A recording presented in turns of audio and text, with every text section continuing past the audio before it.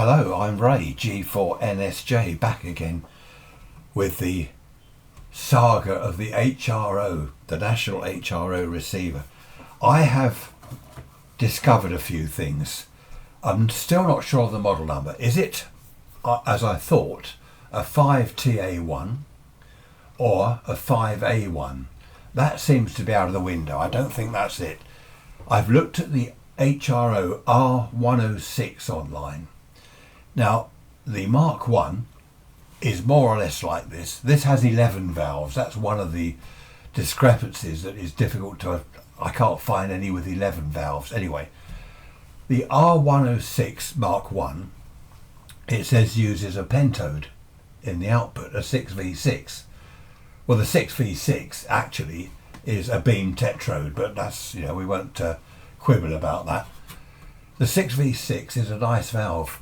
The beam tetrode, really nice audio output valve. This one uses a triode, which I've discovered, having spent hours tracing, wiring, audio, you know, from the detector. Where does that go? There's noise limiter, there's all sorts of stuff. I ended up at the triode, and I thought, well, a triode isn't normally an audio output valve, it's a pentode or whatever. I discovered, trawling around the internet for years, it seems like years, the R106 Mark II uses a triode audio output valve. At last I have found an HRO receiver with a triode in the output. So I had a look at this. The anode of the triode goes to a 47K resistor,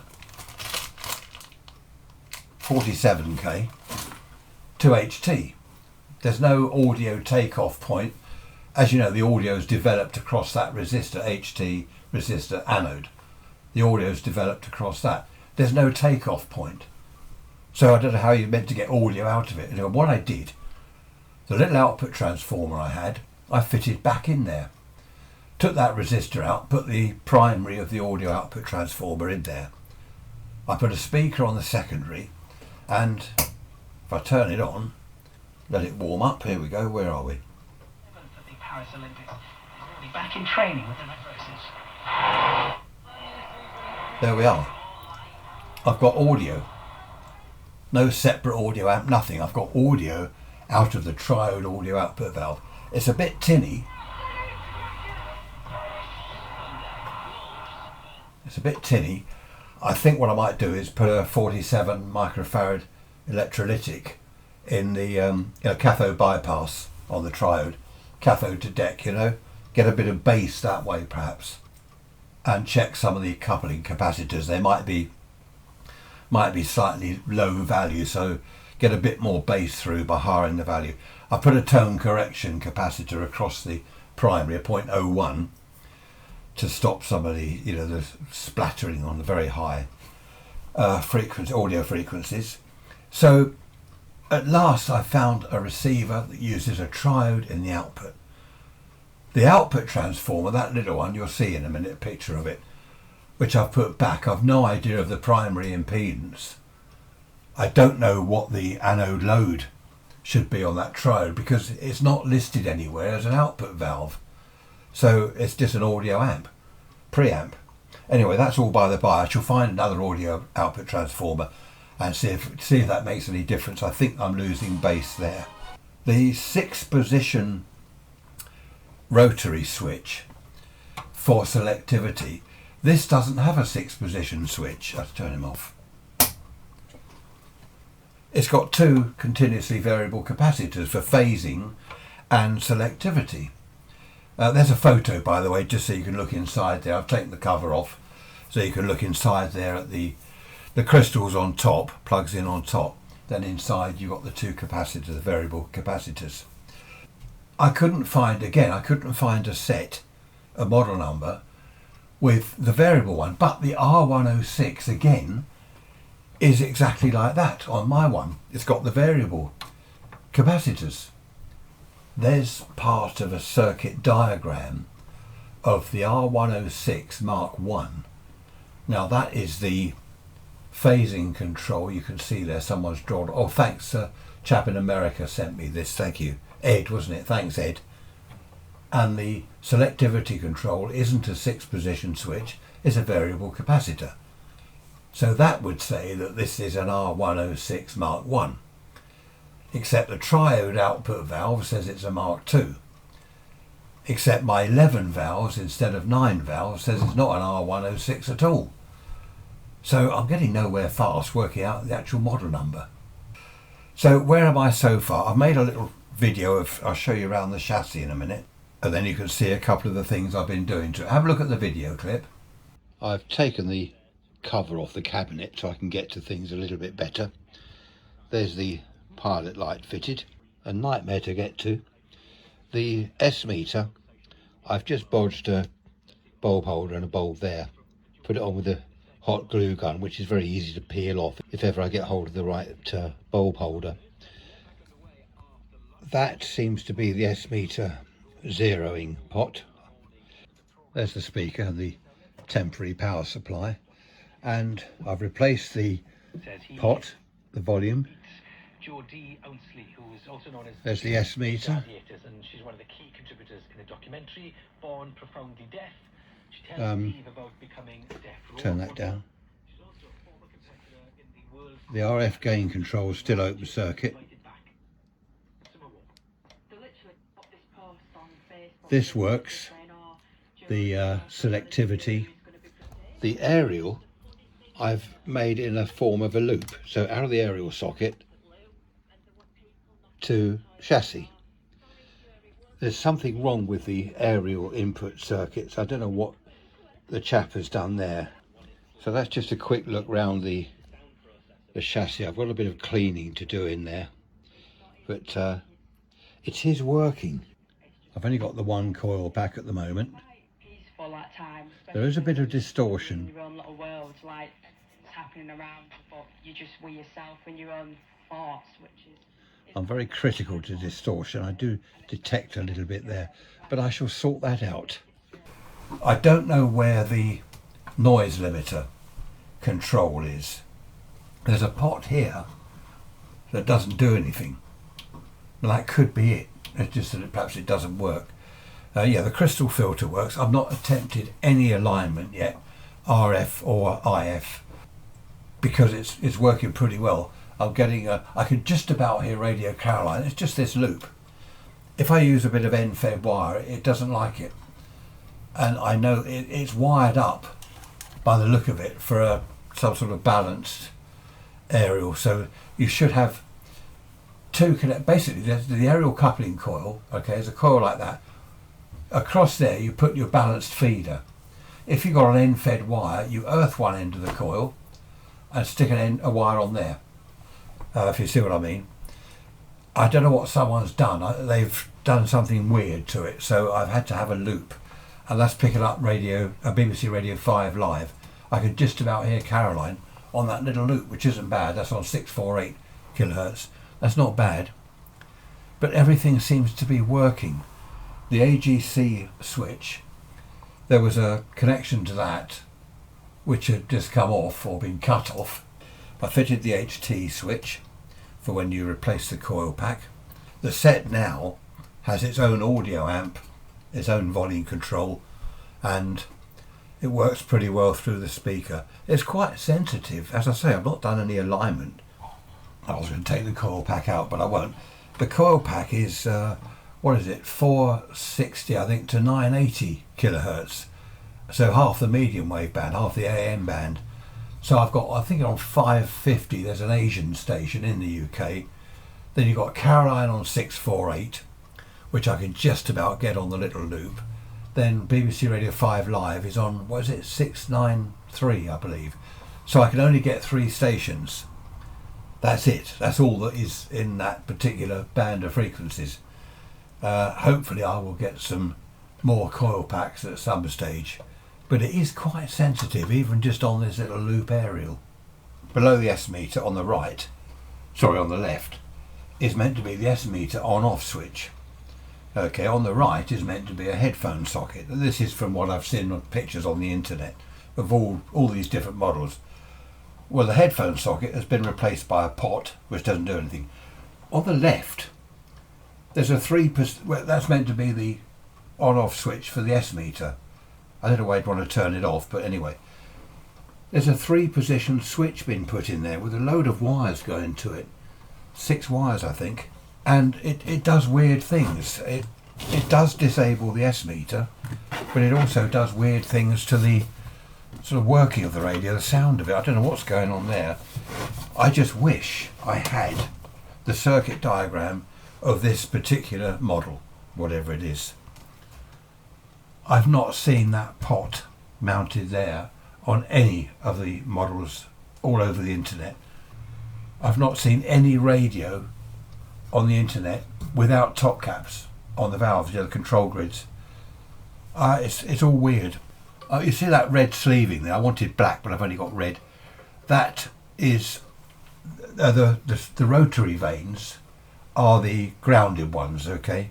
So rather than rely on the bearings to ground it, what they do is they put a lead and it just twists around as you back and forth. It grounds each one. So what I've done, I've got another couple to do yet. It was rubber covered and all the rubber had come off, so I put some sleeving on it. Broke all the old rubber insulation off and put sleeving on. I want to get black sleeving because that looks a bit off, doesn't it? A bit horrible. Red. I mentioned in one of the previous videos, on the chassis it says 6D6, 6D6, 6C6, the valves. They're the UX6 bases. Several of you have emailed and said, oh, well, someone's probably changed the bases to octal. What I've discovered is, I keep discovering stuff, it's all speculation. They made a load of chassis, okay, then they decided to modify a set. We won't put the UX6 in these chassis, we'll put octal bases in. So they use the old chassis, so it still says 6D6, 6C6, you see what I mean? That's now wrong. They didn't bother to rub that off or redo it with the whatever valves it should be. And again, from what I've read, speculation, they did HRO, National HRO, just change stuff during production. Oh, we won't have those valves, let's have these valves. And they didn't kind of seem to record it anywhere. They didn't tell anyone, like it's a state secret. Just out of interest, I've got a mini whip area, an active antenna. I've just stuck that into it. This is Punjab Radio 558, I think it is. Type 2 diabetes. It's a bit like this radio ad. You can't see it. And if you can't see it... The RF gain doesn't work. That's open circuit. And I haven't got a pot to replace it at the moment. And I don't think the AGC is working. If I go to Caroline...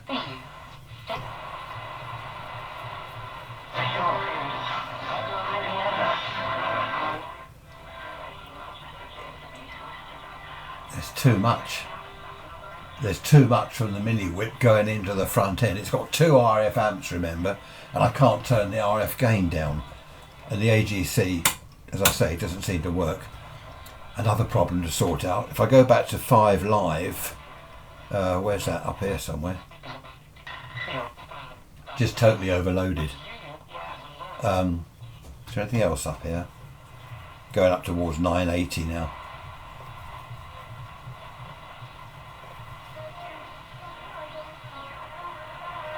Foreign station there.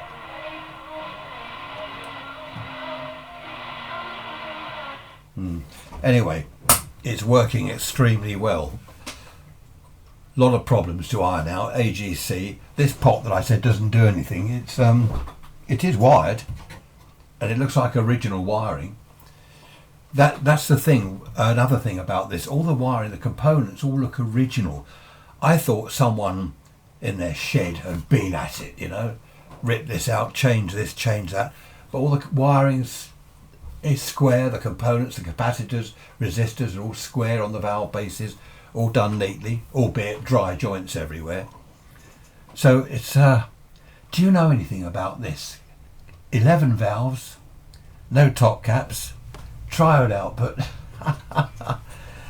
Is it a 5TA1, a 5A1, a model M, a model, there's loads of M, a model D, a model X, an R106 Mark 1, an R106 Mark 2. What is it? Or is it that someone's got hold of a chassis and the front panel and bunged a load of different bits on it from a load of different HROs they've scrapped? There's a possibility. There's a hole in the front there. I don't know what goes there. I've got to, yeah, the aerial, when the cabinet's on, there's a little hole here, and there should be the 2 terminals for a balanced input, and then an earth wire to clip on one to use the end fed on the other one. There's no terminal, there's no tag strip thing there at all, no terminals at all. Someone's put a coax socket on the back. So I've got to follow that and see where that goes.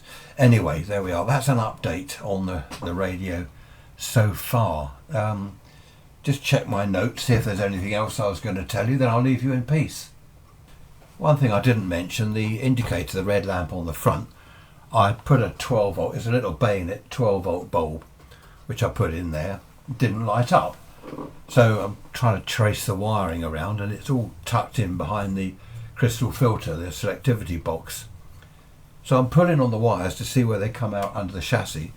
They're about that long, cut off. So 2 wires, no wonder it doesn't light up. So I took them beneath the chassis and wired them up to the 12 volt heater rail, and now that lights up. So, okay, I really think that is it now. I can't think of anything else to tell you. I've got to